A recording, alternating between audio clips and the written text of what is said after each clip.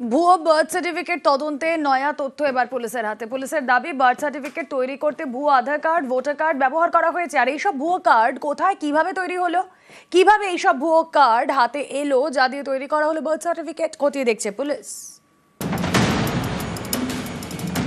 দক্ষিণ 24 পরগনার গোসাবার পাঠানখালী গ্রাম পঞ্চায়েত।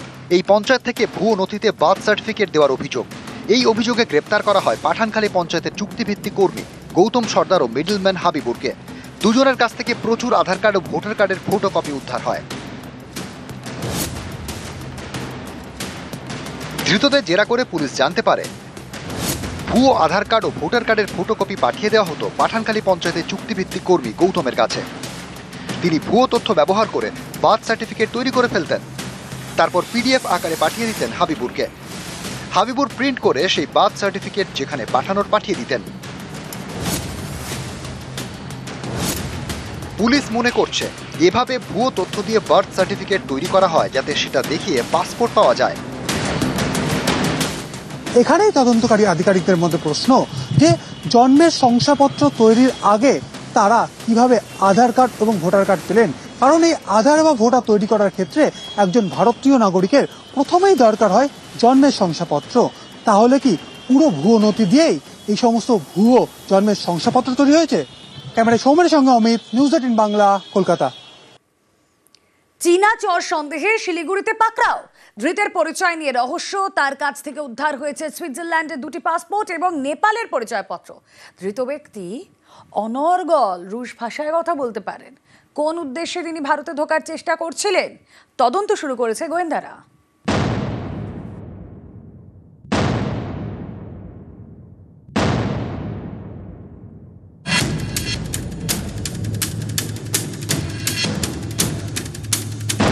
পরিচয় তো নয়, যেন জটিল ধাঁধা।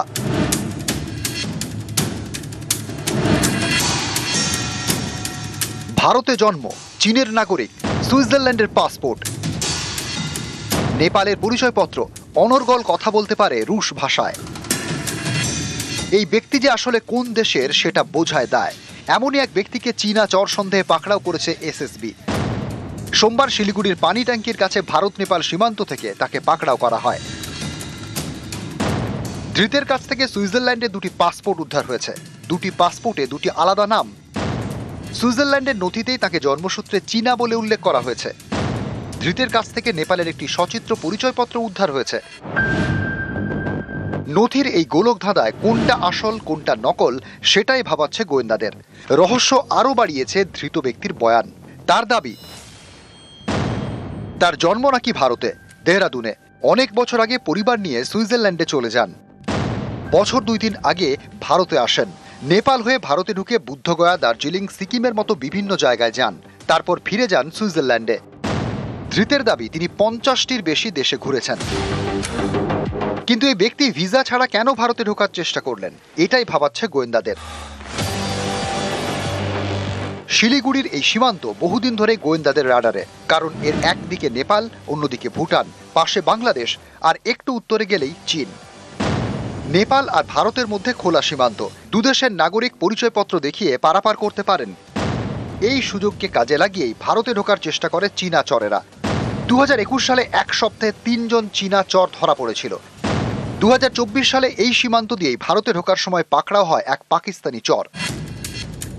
শিলিগুড়ির এই সীমান্তের কাছে রয়েছে চিকেন স্নেক, যা ভৌগোলিক এবং কূটনৈতিকভাবে অত্যন্ত গুরুত্বপূর্ণ। তাই এই সীমান্ত দীর্ঘদিন ধরে গোয়েন্দাদের মাথা ব্যথা। কারণ বেজিং ক্রমাগত এই অঞ্চলে জমি শক্ত করার চেষ্টা করছে। নেপালের বহু এলাকা এখন চীনের দখলে।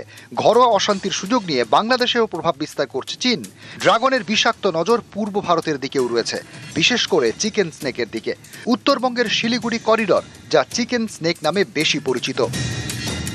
ভৌগোলিক অবস্থানের কারণে চিকেন স্নেক অত্যন্ত গুরুত্বপূর্ণ স্ট্র্যাটেজিক পয়েন্ট। চিকেন স্নেকের একদিকে নেপাল, আরেকদিকে বাংলাদেশ।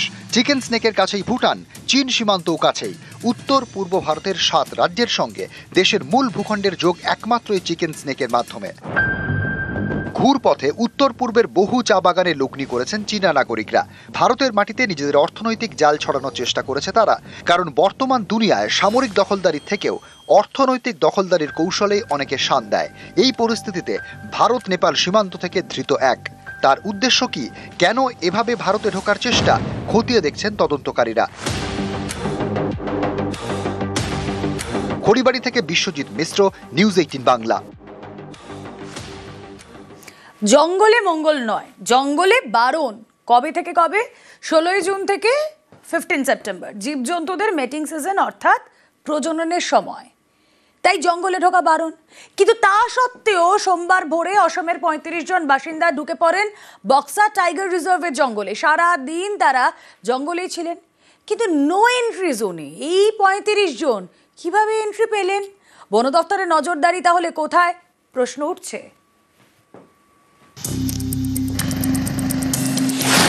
16 জুন থেকে 15 সেপ্টেম্বর জীবজন্তুদের মেটিং সিজন, প্রজননের সময়।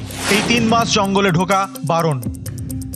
তা সত্ত্বেও সোমবার বক্সা টাইগার রিজার্ভের মতো জঙ্গলে ঢুকে পড়েন 35 জন, প্রত্যেকে অসমের বাসিন্দা। সারাদিন তারা জঙ্গলের মধ্যেই ছিলেন। সোমবার রাত 9টায় জয়ন্তী থেকে তাদের আটক করে বন দপ্তর, পরে ছেড়ে দেওয়া হয়। এখানেই উঠছে নানা প্রশ্ন। যে সময় জঙ্গলে ঢোকা বারণ, সে সময় বক্সা টাইগার রিজার্ভের মতো জঙ্গলে অসমের বাসিন্দারা ঢুকলেন কিভাবে? একজন দুজন নয়, 35 জন ঢুকে পড়লেন টাইগার রিজার্ভে। বন দপ্তরের তো 24 ঘন্টা নজরদারি থাকার কথা। তারপরেও 35 জন কিভাবে বন দপ্তরের নজর এড়িয়ে জঙ্গলে ঢুকে পড়লেন? সোমবার ভোর 6টায় তারা জঙ্গলে ঢোকেন, তারপর সারাদিন জঙ্গলের ভেতরেই কাটান। এরপরেও বন দপ্তরের কি কিছুই নজরে পড়ল না? এই গাফিলতির দায় ঝাড়তেই কি ধৃতদের নিঃশর্তে মুক্তির কথা বলা হয়েছে? কিছু অত্যুৎসাহী জীবনের পরোয়া না করে যেভাবে মেটিং সিজনের মধ্যে একদম কোর এরিয়ায় সেখানে কিভাবে ঢুকলো, তাহলে বন প্রশাসনের নিশ্চয়ই কোনো গাফিলতি আছে, তাদের সেন দৃষ্টি কাজ করছে না, কর্মী কি অপ্রতুলতা, তাদেরই এটা মনিটরিং করার কথা। আলিপুরদুয়ার থেকে রাজকুমার কর্মকার, নিউজ 18 বাংলা। ভুয়ো বার্থ সার্টিফিকেট তদন্তে নয়া তথ্য এবার পুলিশের হাতে। পুলিশের দাবি, বার্থ সার্টিফিকেট তৈরি করতে ভুয়ো আধার কার্ড, ভোটার কার্ড ব্যবহার করা হয়েছে। আর এইসব ভুয়ো কার্ড কোথায়, কিভাবে তৈরি হলো, কিভাবে এইসব ভুয়ো কার্ড হাতে এলো যা দিয়ে তৈরি করা হলো বার্থ সার্টিফিকেট, খতিয়ে দেখছে পুলিশ। দক্ষিণ 24 পরগনার গোসাবার পাঠানখালী গ্রাম পঞ্চায়েত। এই পঞ্চায়েত থেকে ভুয়ো নথিতে বার্থ সার্টিফিকেট দেওয়ার অভিযোগ। এই অভিযোগে গ্রেপ্তার করা হয় পাঠানখালী পঞ্চায়েতের চুক্তিভিত্তিক কর্মী গৌতম সর্দার ও মিডলম্যান হাবিবুরকে। দুজনের কাছ থেকে প্রচুর আধার কার্ড ও ভোটার কার্ডের ফটোকপি উদ্ধার হয়। ধৃতদের জেরা করে পুলিশ জানতে পারে ভুয়ো আধার কার্ড ও ভোটার কার্ডের ফটোকপি পাঠিয়ে দেওয়া হতো পাঠানখালী পঞ্চায়েতের চুক্তিভিত্তিক কর্মী গৌতমের কাছে। তিনি ভুয়ো তথ্য ব্যবহার করে বার্থ সার্টিফিকেট তৈরি করে ফেলতেন, তারপর পিডিএফ আকারে পাঠিয়ে দিতেন হাবিবুরকে। হাবিবুর প্রিন্ট করে সেই বার্থ সার্টিফিকেট যেখানে পাঠানোর পাঠিয়ে দিতেন। পুলিশ মনে করছে এভাবে ভুয়ো তথ্য দিয়ে বার্থ সার্টিফিকেট তৈরি করা হয় যাতে সেটা দেখিয়ে পাসপোর্ট পাওয়া যায়। এখানেই তদন্তকারী আধিকারিকদের মধ্যে প্রশ্ন যে জন্মের শংসাপত্র তৈরির আগে তারা কিভাবে আধার কার্ড এবং ভোটার কার্ড পেলেন? কারণ এই আধার বা ভোটার তৈরি করার ক্ষেত্রে একজন ভারতীয় নাগরিকের প্রথমেই দরকার হয় জন্মের শংসাপত্র। তাহলে কি পুরো ভুয়ো নথি দিয়েই এই সমস্ত ভুয়ো জন্মের শংসাপত্র তৈরি হয়েছে? ক্যামেরায় সৌমেনের সঙ্গে অমিত, নিউজ 18 বাংলা, কলকাতা। চীনা চর সন্দেহে শিলিগুড়িতে পাকড়াও। ধৃতের পরিচয় নিয়ে রহস্য। তার কাছ থেকে উদ্ধার হয়েছে সুইজারল্যান্ডের 2টি পাসপোর্ট এবং নেপালের পরিচয়পত্র। ধৃত ব্যক্তি অনর্গল রুশ ভাষায় কথা বলতে পারেন। কোন উদ্দেশ্যে তিনি ভারতে ঢোকার চেষ্টা করছিলেন, তদন্ত শুরু করেছে গোয়েন্দারা।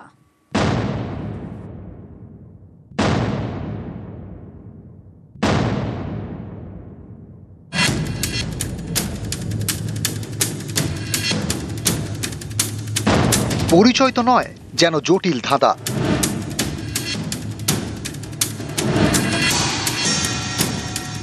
ভারতে জন্ম, চীনের নাগরিক, সুইজারল্যান্ডের পাসপোর্ট, নেপালের পরিচয়পত্র, অনর্গল কথা বলতে পারে রুশ ভাষায়। এই ব্যক্তি যে আসলে কোন দেশের সেটা বোঝায় দায়। এমনই এক ব্যক্তিকে চীনা চর সন্দেহে পাকড়াও করেছে এসএসবি। সোমবার শিলিগুড়ির পানি ট্যাঙ্কির কাছে ভারত নেপাল সীমান্ত থেকে তাকে পাকড়াও করা হয়। ধৃতের কাছ থেকে সুইজারল্যান্ডে 2টি পাসপোর্ট উদ্ধার হয়েছে। 2টি পাসপোর্টে 2টি আলাদা নাম। সুইজারল্যান্ডের নথিতেই তাকে জন্মসূত্রে চীনা বলে উল্লেখ করা হয়েছে। ধৃতের কাছ থেকে নেপালের একটি সচিত্র পরিচয়পত্র উদ্ধার হয়েছে।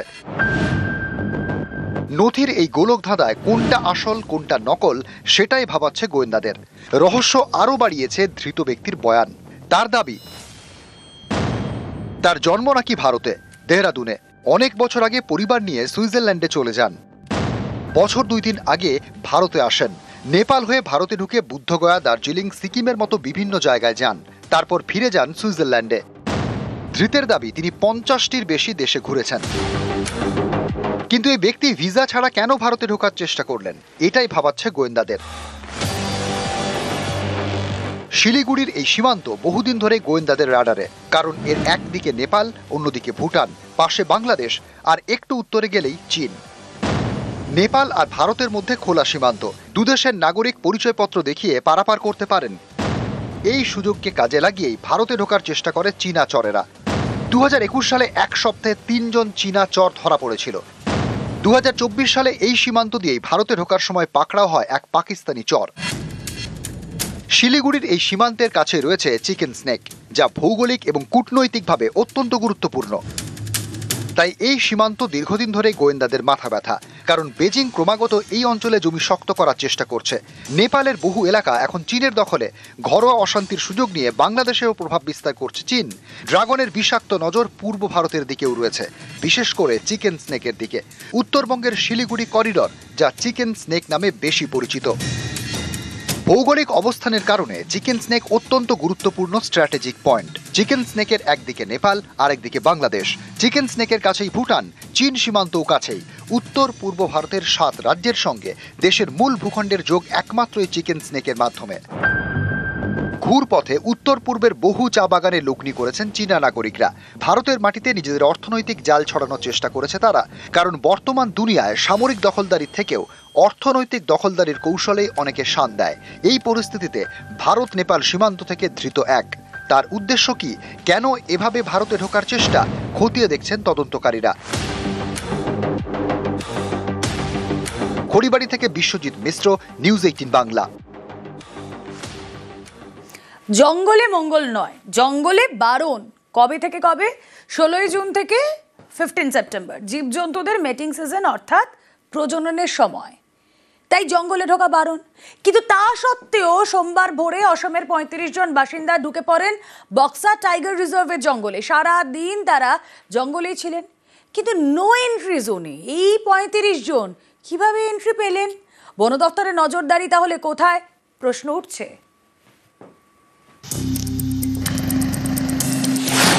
16 জুন থেকে 15 সেপ্টেম্বর জীবজন্তুদের মেটিং সিজন, প্রজননের সময়। এই 3 মাস জঙ্গলে ঢোকা বারণ। তা সত্ত্বেও সোমবার বক্সা টাইগার রিজার্ভের মতো জঙ্গলে ঢুকে পড়েন 35 জন। প্রত্যেকে অসমের বাসিন্দা। সারাদিন তারা জঙ্গলের মধ্যেই ছিলেন। সোমবার রাত 9টায় জয়ন্তী থেকে তাদের আটক করে বন দপ্তর, পরে ছেড়ে দেওয়া হয়। এখানেই উঠছে নানা প্রশ্ন। যে সময় জঙ্গলে ঢোকা বারণ, সে সময় বক্সা টাইগার রিজার্ভের মতো জঙ্গলে অসমের বাসিন্দারা ঢুকলেন কিভাবে? 1-2 নয়, 35 জন ঢুকে পড়লেন টাইগার রিজার্ভে। বন দপ্তরের তো 24 ঘন্টা নজরদারি থাকার কথা। তারপরেও 35 জন কিভাবে বন দপ্তরের নজর এড়িয়ে জঙ্গলে ঢুকে পড়লেন? সোমবার ভোর 6টায় তারা জঙ্গলে ঢোকেন। তারপর সারাদিন জঙ্গলের ভেতরেই কাটান। এরপরেও বন দপ্তরের কি কিছুই নজরে পড়ল না? এই গাফিলতির দায় ঝাড়তেই কি ধৃতদের নিঃশর্তে মুক্তির কথা বলা হয়েছে? কিছু অত্যুৎসাহী জীবনের পরোয়া না করে যেভাবে মেটিং সিজনের মধ্যে একদম কোর এরিয়ায় সেখানে কিভাবে ঢুকলো, তাহলে বন প্রশাসনের নিশ্চয়ই কোনো গাফিলতি আছে। তাদের সেন দৃষ্টি কাজ করছে না, কর্মী কি অপ্রতুলতা, তাদেরই এটা মনিটরিং করার কথা। আলিপুরদুয়ার থেকে রাজকুমার কর্মকার, নিউজ 18 বাংলা।